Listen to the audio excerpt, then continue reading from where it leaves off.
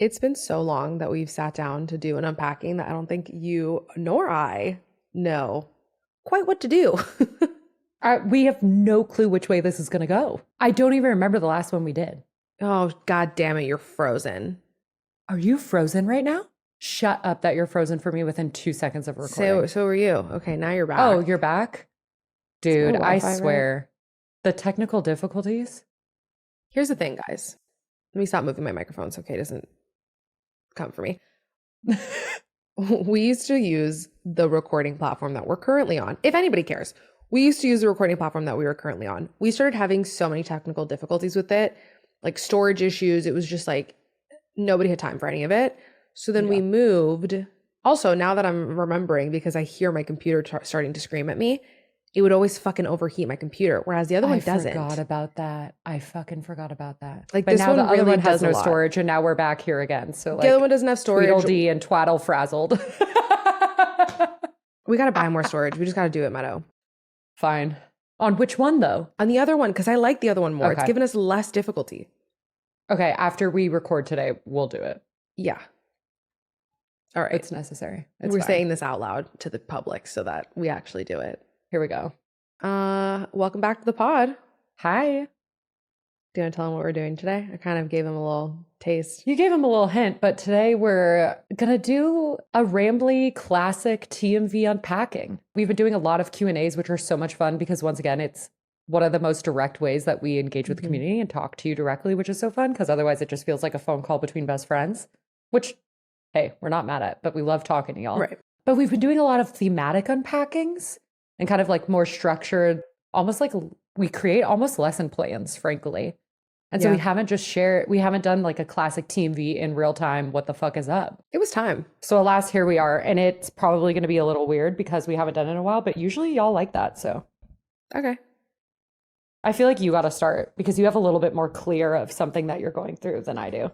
Yeah. Last week was like the worst. I'm like, where do I even begin? Where do you even begin?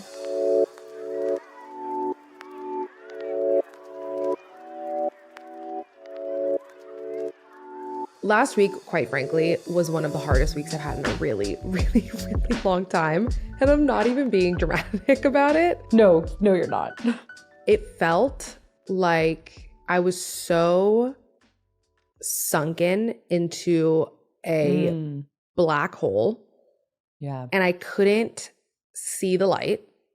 Yeah. It felt so covered by tasks and like impossible obstacles. On top of it, I said this to Meadow, I was like, I didn't want to talk about it with anyone because I knew you what even took people 3 would days to talk to say. me about it. Like I knew what people would say. And like I knew the answers of what I needed to do to get out of it.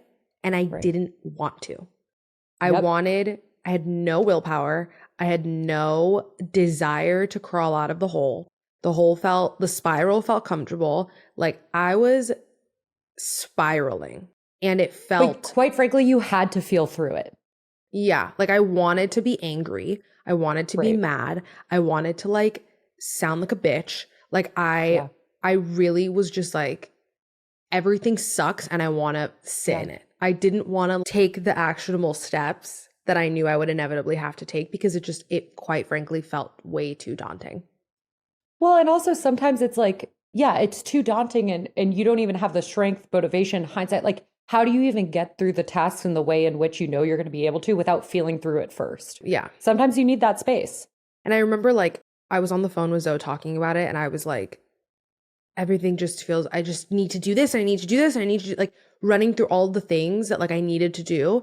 He kept telling me to like go outside and I kept getting so annoyed because I was like, I can't. Like I have so many things that I need to do. Blah, blah, blah. Like I was just so fucking annoyed about it. I was like, bro, I know that going outside and fucking taking a deep breath and like doing a meditation is going to like calm my anxiety, but like it's not going to solve the fucking issue of what's at hand. And it really frustrated me when he kept saying it. And then he was like, but I don't understand how you think realistically that you can operate and get quite literally anything done at a good level and at the way that you want to complete it in this state. Exactly. And I was like, you are correct. And I still don't want to do it. But that's why. So then like feel it out, Mm-hmm. then slowly go outside, then do the tasks. But that could take a while. It took a week. There's no time frame for what that could be. Right. So me saying that it took a week doesn't mean that it should take you a week because I'm still in it. Right. It It's can just take not longer. It as- could take shorter. It's not a defined time period by any means. No, whatsoever. What eventually cracked your shell open to then be like, fine, I'll start looking outside. Funnily enough, the thing that was stressing me out the most is what actually ended up pulling me out of it, which was the impossibility of the tasks, because I have a very organized, structured, visual brain, and sitting down and literally writing out, even into like buckets. Meadow was introducing me to Notion, which I'm still playing with, but she was like, try. Did you download like, it? You didn't even tell me. Yeah, I downloaded it, but I haven't like really used it quite yet. Well, now I have to I have multiple YouTube videos to send you, and I want to send you screenshots of mine. Okay. It's like an organization. It's, what is it, like Asana for like, Yeah, it's almost like it's like a notes app meets Asana for your own personal use. I got Lauren Elizabeth onto it, and now she like screams it from the rooftops too. Like anyone that's like you or her that are hyper organized, and also it's gonna like go out of your brain if you don't put it down somewhere. It is like, oh my gosh, it's so yeah, good. like scratches a very specific itch. So Yes. I wrote down steps. Like I literally wrote in a notebook, and I want to put it onto Notion. I wrote down like, here's the goal, and like a little tree under it, like what are the exact things I need to do. It really helped calm me down because I was able to see it. Because I think sometimes when I think way too big picture, I'm like, how the fuck am I going to get there? Absolutely. But then when you think in a more digestible, actionable way, which if you're like trapped in any sort of like, it just seems like there's a never ending black hole. I'm specifically talking like about work related stuff right now. I was telling Meadow I'm taking a masterclass. Oh, here we go. Yep. Current fixation. I'm taking Elaine Welteroth's masterclass, which I've been wanting to take for a while, and it's really helpful, and I could talk about it forever and ever. But one of the tools specifically that she said she learned from Tyra Banks, which Ooh, cool. it's called mind mapping, which obviously Tyra Banks did not invent, but she just explained it to her. And essentially she basically like will organize things in buckets stemming out from like her why. So she's basically like in the middle is like your actionable or like your why.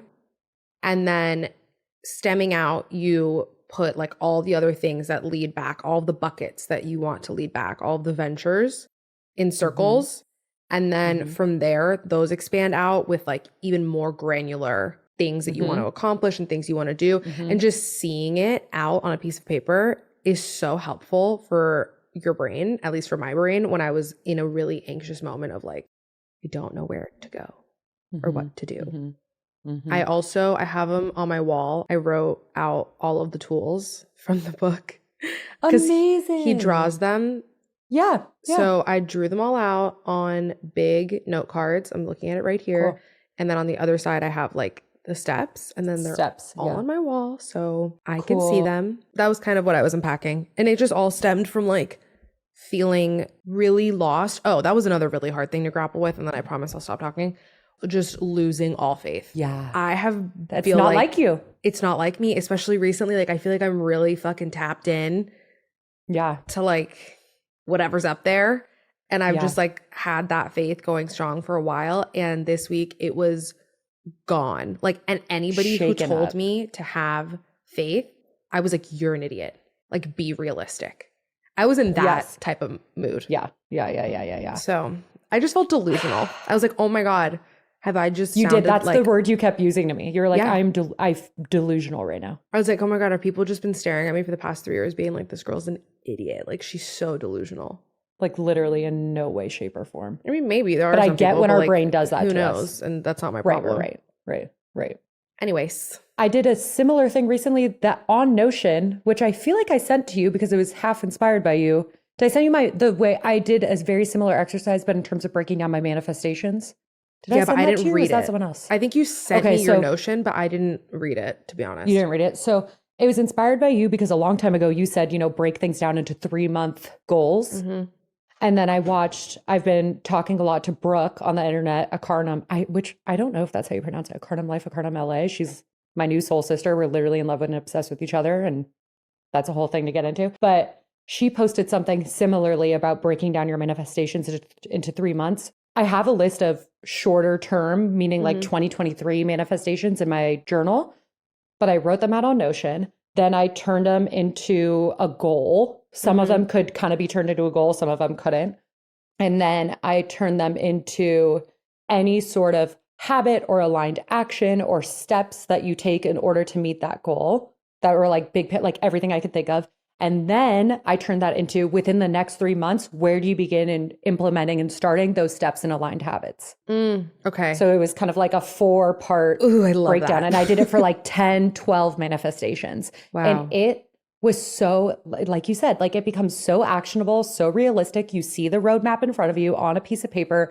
I found it so helpful. It's not even funny. I started telling my clients about it. Like it was very inspired by you and Brooke. So thank you. I'm going to start doing that. I'm really going to do that. And it's been making me so excited to do those things and to take those steps. Yeah. And also it's been giving me, I've like tried to have a little bit more ease and kindness towards myself when it comes to me taking time, which is so funny because it's like we have a freaking mental health podcast and I'm sitting here telling people to invest in themselves and take care of themselves and how are you supposed to do anything if you can't, blah, blah, blah, blah. And I'm over here being like, I don't have time to like learn new lessons. Like this needs to get done now, which is so unreasonable and irrational, particularly when I removed myself from a learning environment to go freelance, which I don't think is something that freelancers talk about a lot. Absolutely. Like if we are opting to remove ourselves from a learning environment, because at the end of the day, like, okay, unless you're like in a really fucking toxic workplace, I'm sure there still is something that you took away from it that you learned. Right. From somebody higher up than you, a skill that you were able to get, whatever it is, an idea, blah, blah, blah. Even just having coworkers and peers, if we're opting to remove ourselves from that situation, like we need to make sure that we are getting an education elsewhere. And I'm lifelong really trying. Students. We talk about it all the time. And I'm really trying to do that in terms of the courses that I'm taking. And there's podcasts that I listen to and like internet mentors that you can have. Even TBM workshops. But like I'm also trying to think of like free resources for people too. Oh, absolutely. YouTube channels. Yeah, podcasts, like finding that people kind of that like you admire their career and, you know, really studying their career and taking a line of action in that way. But I've been trying to be more gentle with myself around doing that because I've been really doing that a lot the last like, I don't know, probably like 5 months. And it, part of me, like I have a resistance with it because I'm like, oh my God, I'm not doing anything. But then I'm like, no, I'm setting myself up. Like you're setting the, it's you're like being a sponge. You're a student. You're a sponge. Yeah. You're absorbing. You're learning. Yeah. Yeah. And then the last thing I'll say about this, I went into my journal the other night and I looked through my old goal lists and manifestation lists. And I like went through and basically like checked off the things that happened and saw the ways in which like they were different. Like I remember I put something about wanting to be more on camera and wanting to have more TV film docuseries type of thing. And not only like are we on camera on here, which I always disregard because we're doing it ourselves. Right. But we have been able to accomplish that. But then also that like little docuseries that I can't really talk about, but like that I participated in for a second, like even though it had nothing to do with me, I was still participating in it and somebody saw the value in me. And the value add that I would have. And so then just like writing down facts of like, you have accomplished this. And just because it's not immediately tied to monetary success doesn't mean that you didn't accomplish it, doesn't mean that it's not getting you a step closer. I feel like there was a specific manifestation that is a little too personal to share, but I told you about where it happened within a week of me like speaking it out loud because we all know my throat chakra is defined now if you listen to our human design thing. Right. And I was like, oh yeah, like I forgot you don't really manifest all the conditions that come with it. Like they always come through different than you expect. And it takes that reflection to look back and be like, no, this exact thing came true. It's just not in the way I saw it coming through. Like, cause you can't predict all the conditions that are attached to it. Yeah, that's very true. We forget that a lot. Or I forgot that. Good job, though, going back and showing yourself examples of how it happens. Yeah. Thanks for introducing me to Notion. You're very welcome. It's your wet dream. No, I literally like logged on and I was like, but the way I could come right now, like just and I've been using it for years. Like, how have we not talked about it? I kind of use it sporadically, though. I go in, you know me, I go in and out of phases. Yeah. I'm like, not Maybe Meadow that's why. gatekeeping. I'm kidding. Yeah, literally. Like, how dare you not tell me So against everything my about your personality. day? No, literally so against what I stand for. The other day, Meadow was telling me something and was like, wait, did I not tell you that already? And I was like, no. And she goes, oh my God, look at me actually keeping secrets. And I was like, I don't like that. Yeah. I do not like that about you. Tell me. I know. With you, never. But that's why I was like, in my head, I thought I had. You know what I mean? Becky and I always make a joke about that. Even I was texting one of my best friends, Kieran, this morning. And it's, I feel like you always forget to tell your best friends the most obvious things. Like Becky would like change careers or change a house for like months and be like, wait, you don't know. Like I thought I told you first, which is why, like, yes, telepathically you told me. You never said it out loud, bitch. I didn't get it. No, quite literally. Anyway. That's so true. My sister does that a lot. She's like, oh yeah, I moved. I'm like, what? I did have a question for you because when you were sharing in real time what you're going through with me in the past week, you, in terms of feeling delusional, part of that was saying, I don't know what's my intuition and what are my intrusive thoughts or conditioning or ego kind of creeping back. Oh, Like yeah, it's I got was hard to talking about that a parcel the lot. two of those out. That was How hard. did you begin to separate those? Yeah. So to give context, the biggest theme was that I couldn't hear myself think. And that was something that I worked so fucking hard for when I went to Hoffman and I left with. Yeah. And that was what, like 5 years ago, 4 years ago? Yeah. Wow. Yeah. I know. 4 years ago, probably. I kept telling Meadow, I was like, I cannot hear myself think. Guys, I would wake up sobbing because I was like, I can't hear myself. I can't hear myself. I can't hear myself. And I couldn't tell what was my intuition, which I trust so innately and so deeply because it's fucking always right. Always. But I trust my intuition so much and I could not tell what was my gut and my intuition and what was, for example, put it this way, like if somebody said something to me and it resonated, I couldn't tell if it was resonating because it felt true intuitively or because it felt true because it was very ingrained conditioning. So it felt comfortable and very comfort zone-y. Oh my gosh. Very, very good distinction. Yes. And I couldn't fucking tell. So how did I get out of it? I'm going to therapy on Wednesday. Oh my God, you found someone. Well, TBD, I'm meeting with a new Consult person. call? Okay. I have a consult call. I have a consult call on Wednesday. So tomorrow with somebody new that I'm excited about and fingers motherfucking crossed because your girl needs to. You have a list of questions? Sorry to interrupt. Well, kind of, not really actually. And she just emailed me that this morning. She was like, oh, make sure you come with questions. Cool. I mean, Meadow was like, Gabby, you're going to have a stacked schedule of what you want to talk about. And I was like, no, seriously. Yes, you are. No, I have to make questions specifically, but I do have a good agenda and I am just really hoping it works out because listen, I am yelling more than the next girl about writing in your journal. But when I tell you that like, I cannot talk to myself in my journal any longer. Yes. I need that in tandem. Like I feel like, I don't even want to be like, oh, I feel crazy. Like, but that it's literally how I feel. Like, I feel like my brain is broken. You're allowed to feel whatever way you feel. You can say that. Like when I'm writing in my journal spiraling, I literally feel like if this is discovered, like when I'm gone, like it's just, I need to talk to somebody else about it because my brain is broken and I can't. And quite frankly, this was also stuff that like I didn't want to talk to you about in the beginning. A, because it was too heavy. B, because like I didn't feel like it. And C, because also like quite frankly, it wasn't a moment where I was looking for like my best friend or like peers, even though like I look at Meadow as like a fucking spiritual guide for me. Like I needed somebody. I needed somebody 20 years older than me to talk to me. Right. Absolutely. But who, like, knows me.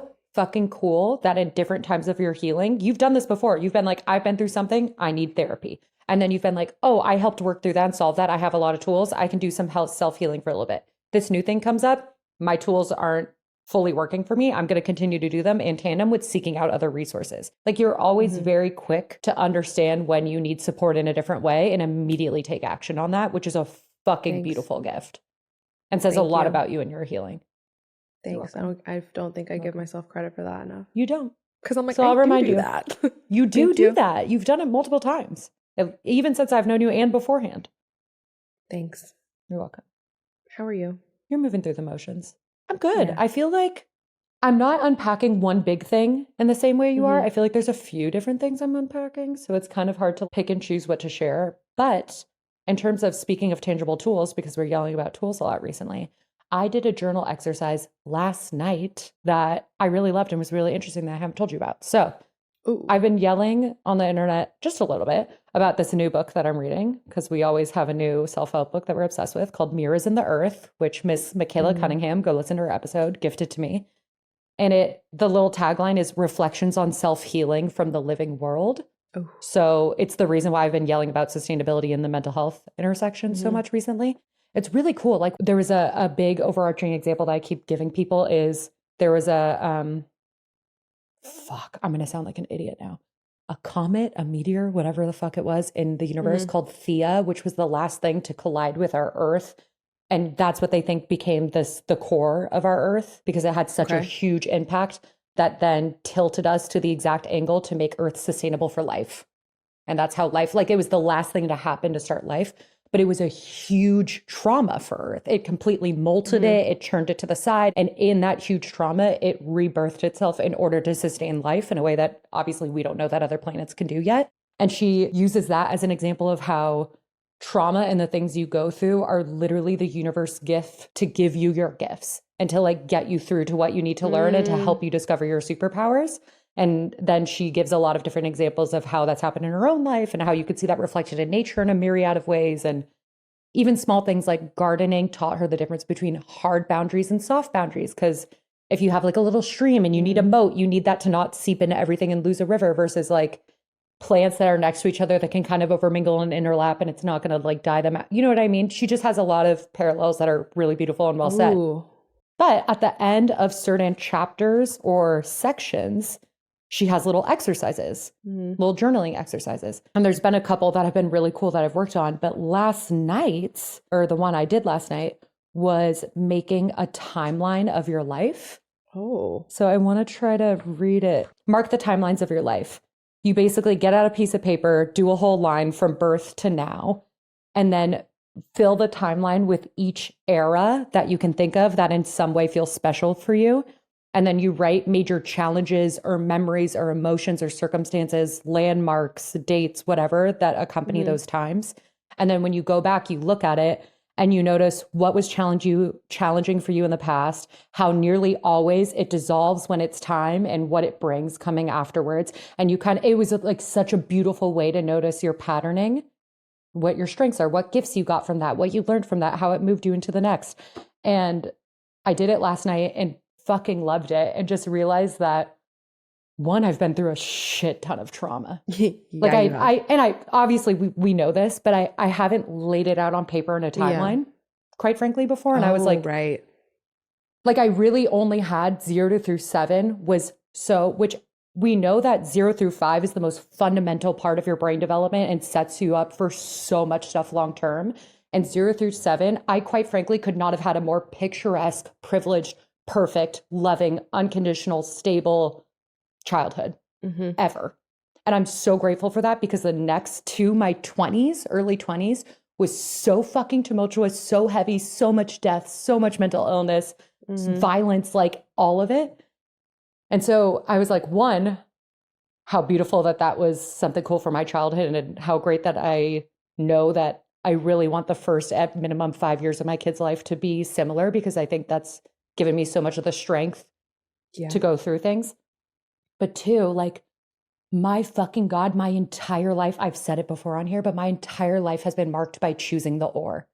Like from the beginning of my trauma, like all I notice is I go to, like, a ton of stuff is happening. I hit a rock bottom and I think, and I very like quickly in hitting a rock bottom, know that something's not working for me. And I remove myself from the situation, and I don't give a fuck about who I lose along the way, who has something to say about it, what the judgment is. If I know it's not working for me, I fucking take myself out of it. And it's always made my life better, because I follow that intuition. I never fucking question it. And I don't care. Like I save myself over and over and over again because I know there's no other option.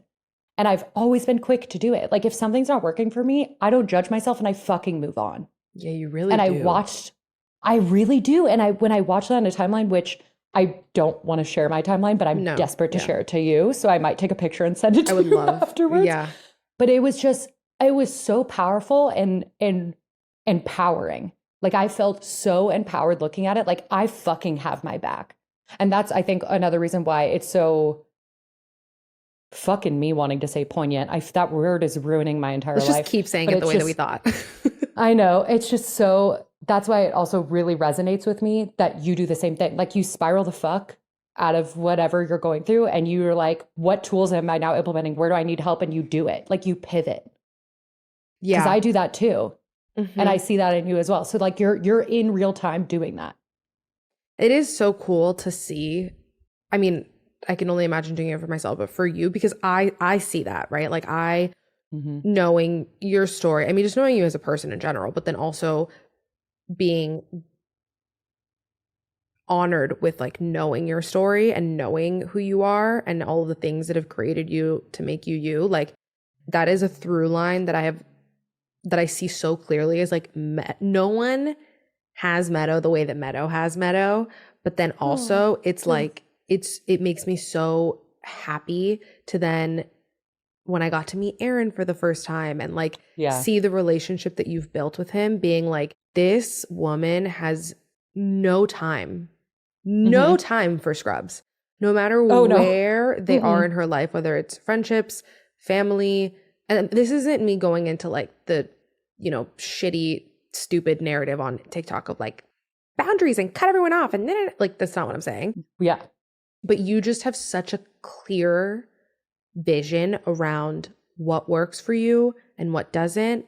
And it's why you remain, for as long as I know you, so aligned and self-assured with yourself. Obviously, like, we all have doubts around things, but you've remained so aligned because you don't allow space for nonsense. And I truly attribute so much of that, of so much grief and loss early on. My brother killed himself when I was 14. And my dad, who was my absolute soulmate, soul protector, love of my life, died when I was 17 at the same time as my grandma. You know what I mean? And there was a whole bunch of other trauma wrapped up in that entire time frame. But like that much deep-seated loss that early was such a clear mortality salience embodied in me to be like, there is no time. Life is so precious. This is such a unique physical manifestation of whatever the fuck is going on. Like I am such a spiritual being in a human body. Like no time for your shit. Do you know what that no is? time though? for your shit. Your willpower is remarkable. Like your willpower to continue moving is remarkable because you don't let shit bog you down. Like obviously you go through what you need to go through and you feel those feelings, but like you prevail because you have a genuine understanding of how short life is. And can I just tell you? That's that choosing the or piece. Tell me. Because you haven't finished the book yet and I'm two chapters almost done. I have to read this first and then I'm going to go to it. Okay. Yeah. Okay. So we're back to the tools. Yeah. Can I just tell you? So I finished the second to last chapter or the third to last chapter. It's the last tool. Okay.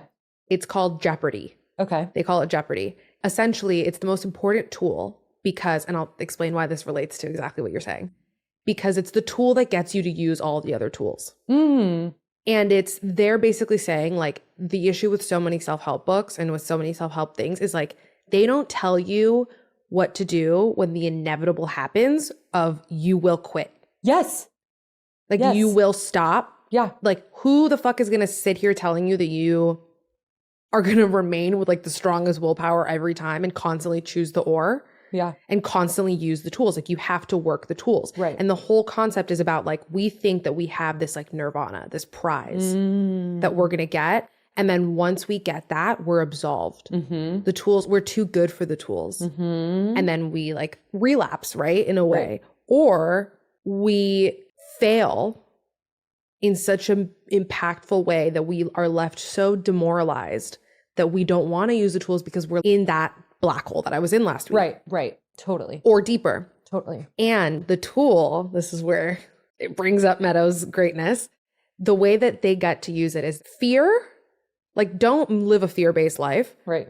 But having a little bit of fear as a motivator, there's nothing wrong with it. And their thing is like, picture yourself whenever you're going through those moments where like you don't want to use a tool, you're going through those moments in your life where you like don't want to take the step, you don't want to do the thing. Picture yourself on your deathbed. Exactly. That person who's had more time on this earth and has more lessons is yelling at you, stop wasting time. I literally, Stop wasting as you were time. talking, I was thinking like, I'm so morbid because as you're talking, I was thinking, you're literally like, the worst that can happen is you're going to die. And guess what? It's going to fucking happen. And you don't know when. You don't know when. And if There that's is the word, no like, time like the present. do it anyway. You're all going to fucking die. Yeah. Yeah. And it's like you want to be sitting on your deathbed being like, I should have done this, I should have done that, I should have taken care of myself. No. There is no time like the present. No, there's only the present.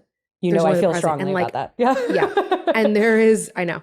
And there is, quite frankly, so many fucking things that are out of our control. Yeah. That can impact our future. Yes. But like, we can also impact our future. We do. We co-create. Greatly. That's all we do. Every step we take impacts our future. So essentially, like they're explaining in the book, like the stakes are so high. Like the stakes are your future. The stakes are you sitting on that deathbed and not being like, I didn't fucking try. And I do want to say one use thing that about as a motivator. It's such a good motivator. And I want to say one thing about that because I shared that a lot with clients last week. So it's interesting you brought it up. I will say there's no such thing as wrong choices. You make a choice and you live with it. And because we know we co-create with the universe, whatever choice you make, the universe is going to do a different dance to get you to where you need to be. Yeah. So it may take you on a completely different route. And in your head, you can throw a bunch of judgments and labels on what that is. But when you make the choice and you have the accountability to make that choice, the universe is going to support you and, you know, offer different things to get you into alignment. And it may look very different than what you expected. But I truly don't believe, I mean, there's certain things of like harming others, harming people. You know what I mean? Totally. Like that's a different thing. But in general, like grappling with what to do or learning a lesson the hard way, yada, yada, yada. Like, I don't think there's wrong choices. I think you're meant to learn a lesson. If you're choosing to learn it this way, then that's how it is. The universe is still going to meet you and help dance around whatever you're going through. Exactly. But it's equal parts. Like you have to make the choice with it. And you have a choice in everything. Yeah, everything. Of course you do. Of course you do. So every tool they attach a higher power to, which is what I love that they're like, we love ingrained spirituality into it because they're like, we are like, hello. That's what makes them bigger. different because they're fucking willing to attach spirituality to mental health. You know how I feel. Yeah. The higher force attached to the Jeopardy tool is willpower. And they specifically say this is the one higher power that like needs to come from us. Everything else is like a higher, whether it's gratitude or it's like, you know, the force of self-expression, whatever. Like all the other things are like, there's something else. And the like parable or whatever that they share, and they're like, regardless of what you believe in, they tell the story of like some rabbi. I can't remember like whose rabbi it was. I don't know if it's like a story in the Bible or whatever the fuck. It's essentially saying like, okay, God wanted to create man in order to have a peer. But what he didn't realize was that in creating man, he wasn't giving them the gift. Like he wasn't giving them the gift of being creators. Like he was the creator and that detached him from man. So he created the earth and everything on it. And in order to give us the tools to then become our own creators. Beautiful. So that is what beautiful this Jeopardy tool is talking about. Be a creator because that is the best gift in life. The reason of why I brought this all up is just saying that I've never seen that depicted in somebody more clearly than you. Thank you. Like you are constantly moving and creating and you are constantly having that perspective that so many of us do not have. And you're creating. You're creating that fucking future for yourself. And I love that you bring this up because I don't know if I've even told you this specifically, but my past goal for a year and a half, we all know, maybe you don't, if you're new here, hi, welcome. Hi. Gaby and I have bonded over since high school. One of our huge dreams is writing books. We've known pretty much our whole life since teens, like we want to be authors and write our own books. Anyway, so Gaby and I will like every once again be like, oh my God, I just wrote a chapter for the book. We want to go on a writing retreat this year. She's being very manifest generous. I'm like, oh, Meadow, I wrote a chapter name in my notes. Meadow's like, I just wrote a chapter.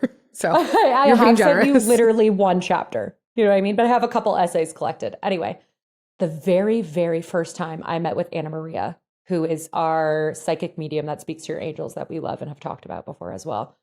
She said to me, your gift and what you need to do is meditate and get really clear on where your innate willpower and innate quickness and acceptance to choose the or comes from. And that's the gift you're going to give the world. And I don't know where I get it. And every time I look at myself and I put a timeline on and I think about myself, I know that this is my gift. I know that what you said is like, I know that people have said to me, they've seen it in me that they haven't seen before. And I know that's my superpower. And I don't know where the fuck it comes from.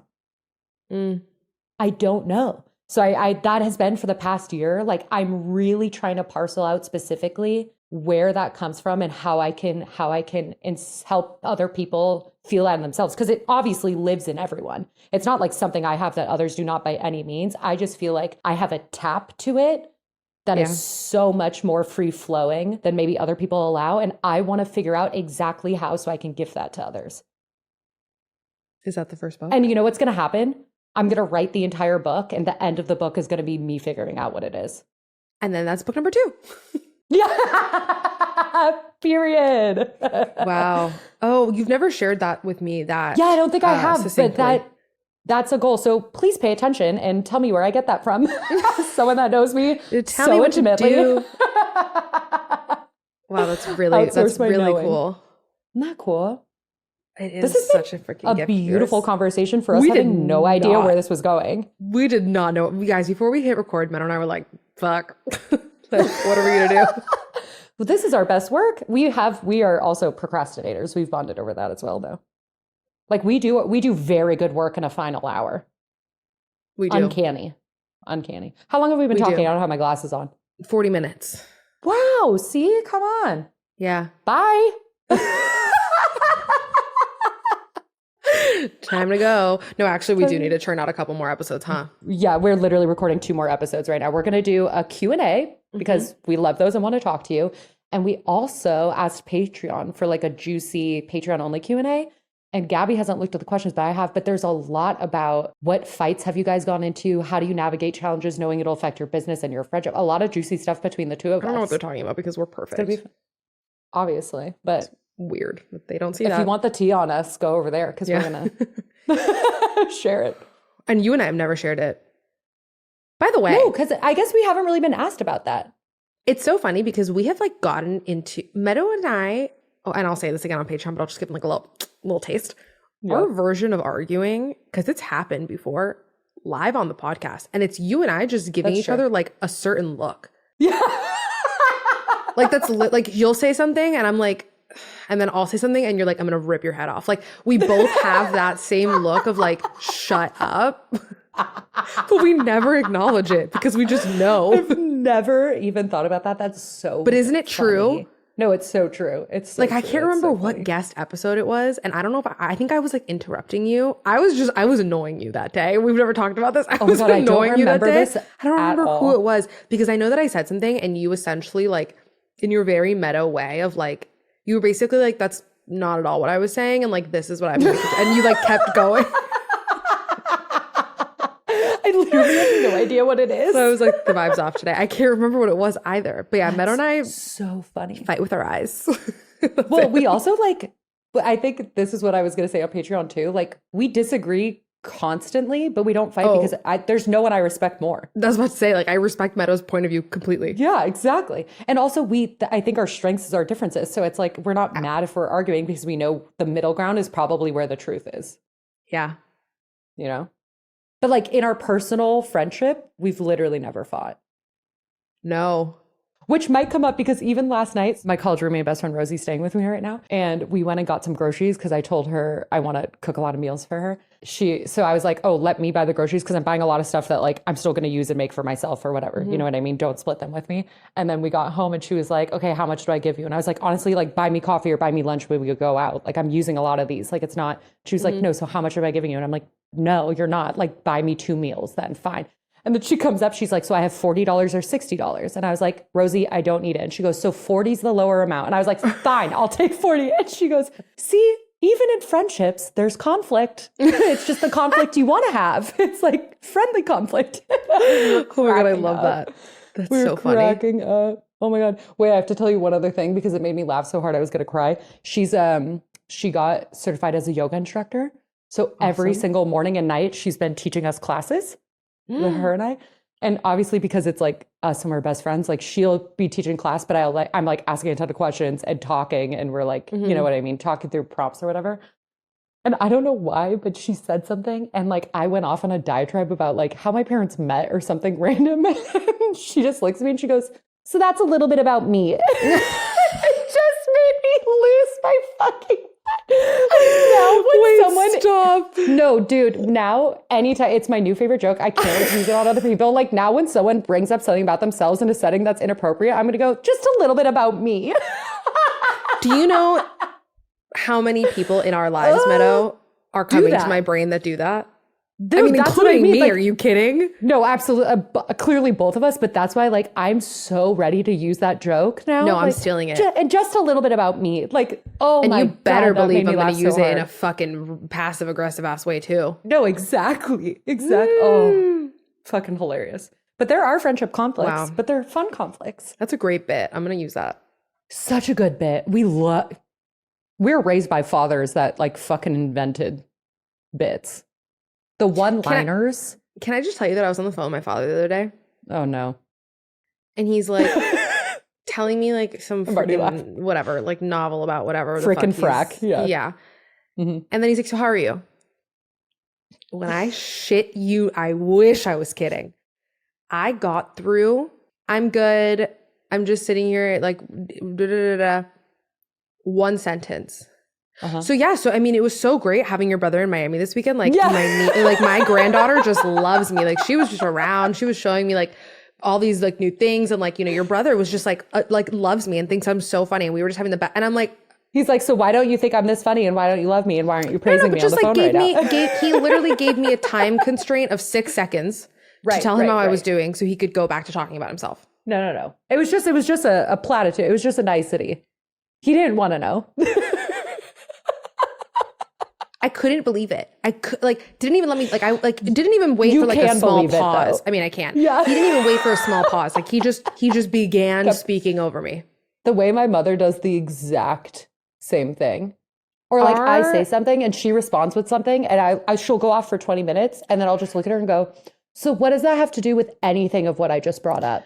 Can I just tell you that like whether it's like my wedding or like whatever it is, your mother and my father are being placed in a corner together for the entire fucking evening. Do you know how happy they'll be? Oh, so they could just talk to each other all night. Time of their life. They're gonna make each other laugh so hard. So hard. Oh my God. You know what I just realized? How did your parents have to come to my wedding. Oh. I didn't think about that. I totally want them to come. No, they don't. Why not? I love your mom. I love your dad too, but I have a more intimate relationship with your mom. But it'd be so fun. Because we're not having a real wedding. We're just throwing a party. Right. That would be fun. I mean, it's a lot for them to travel, so by no means do they have to. If you're, but that's no, I just feel like you don't have to feel come. inclined to invite them. No, but I love them. And I also want your mom to meet Aaron, so she also loves him as much as she thinks she does in her head and how good of a hugger he is, so that then we can also come stay with her anytime we want. For a second. It was really cute. I was like, do you mean that he's chubby? I was like, what are you saying? Yeah. My mom is... It was sweet though. Sure.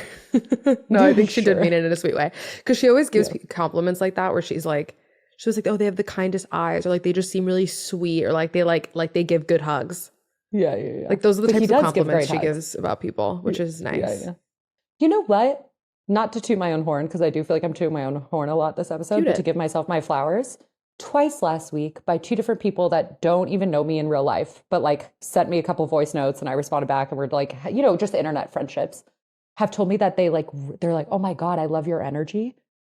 And I'm like, fuck, I forgot how good a compliment feels when it's not attached to what you do, who you are, what you look like.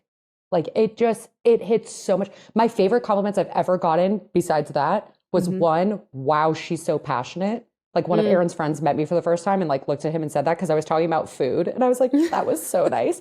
And then the other one was in high school. I was going to a Red Box. That shows you how long ago it was. And someone said, hey, I like your cuffs. Like the way I cuffed my jeans. And I was like, that is so What's funny is you've told me I've that. ever heard in my... Because like, what? Yeah. Like that's not like...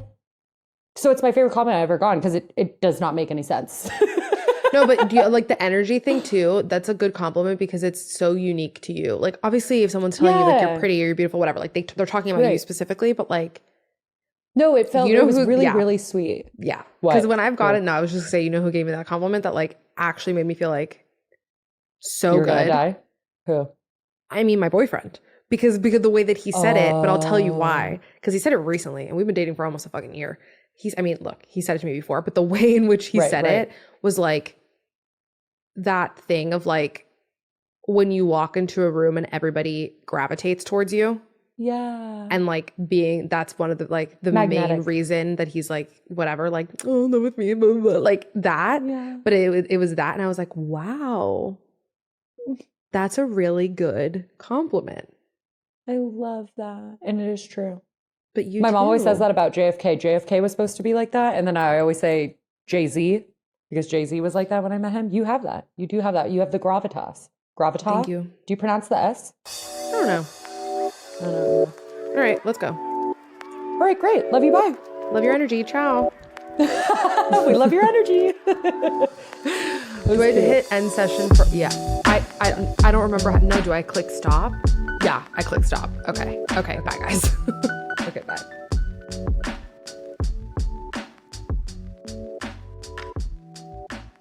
How's it going, y'all? It's Aaron. Don't let your Monday suck. Don't have those Sunday scaries. I'm tired of everybody waking up in the week saying, shit, it's Monday. You know what goes down?